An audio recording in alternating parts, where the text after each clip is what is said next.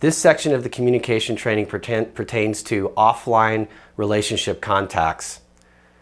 Now, normally you already have the why from the person that you're talking to, because typically when you're talking to somebody that you know, somebody that you've developed a relationship with, they probably have said something at some point or another that has led you to introduce your company, product, or service. So from a connect standpoint, there isn't a whole lot of time to be spent here. Most of the time when you get into the communication process, you're moving straight to the develop or introduce.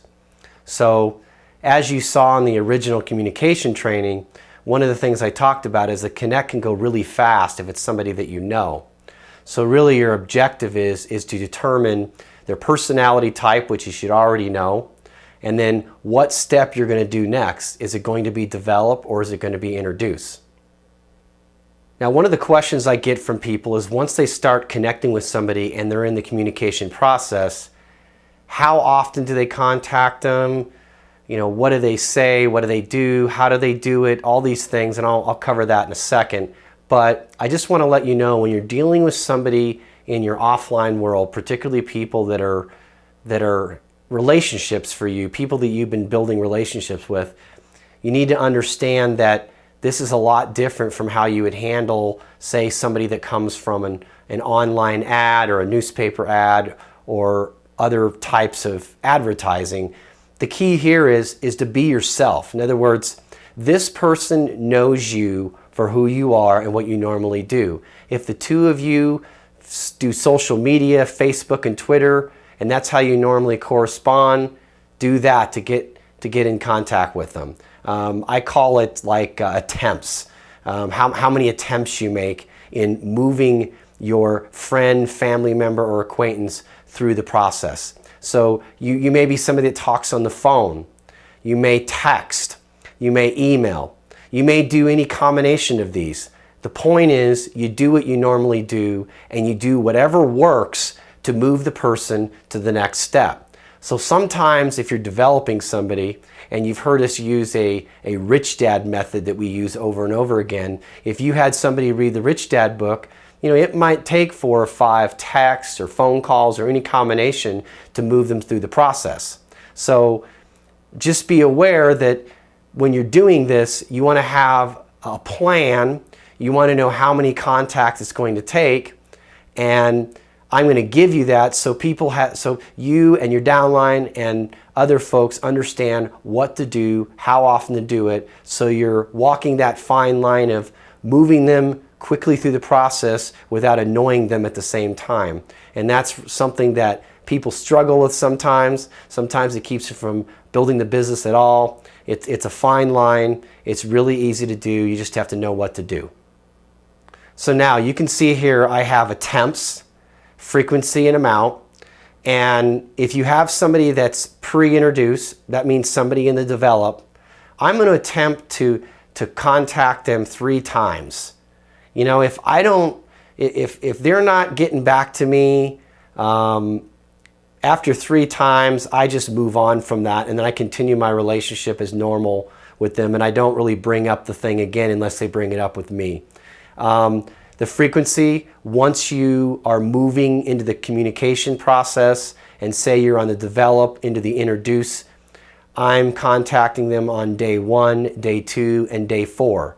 Now, what if you text them, say, about the Rich Dad book, and they get back to you, and it took like maybe a phone call, maybe on day 2 you did a text, and then before day 4 they text you back? That would reset the process. It would go back to 0. I would give that person another 3 attempts before I would move on from them. So now on a post-introduce, which means you've actually introduced your company, product, or service to them, what I would do at that point is I would have a 5-attempt process. I would contact them on day 1, 2, 4, 7, and 14.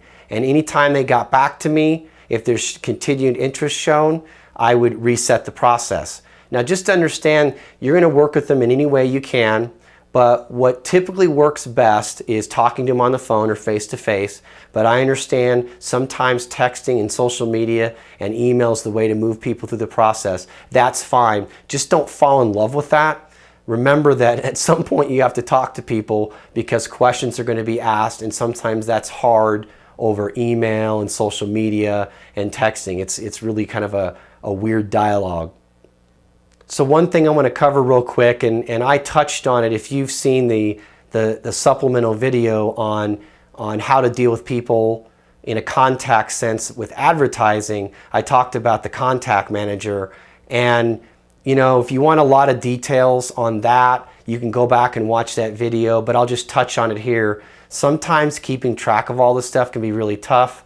So as far as your downline's concerned, as far as you're concerned, you're going to have to come up with some sort of process on how to keep track of this, because I have some downline members that have 50 to 100 people in the pipeline that they know that are at some stage of the process, either in cultivating them as somebody that they could potentially move into the communication process to introduce the business, the product or service, or they're in the communication process and various people at various days. One person's on day 1, another person's on day 4. You get the idea. It can be really hard to manage that. So I recommend some sort of contact manager.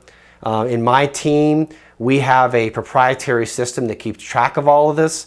So I did this because as an upline, it's really hard for me to be taking phone calls and telling people, this is what email you send, this is when you call them the next time. That's when you have a lot of downline and your team starts to grow, those are admin calls, and I'm not crazy about them. I'd rather just be spending my time on the phone, mentoring people and making their conversations better, making their teaching and training skills better, not answering questions on when do I send the next email. So just something to think about. If you're growing your team and you haven't looked at the concept of a contact manager, you're going to have to think about technology.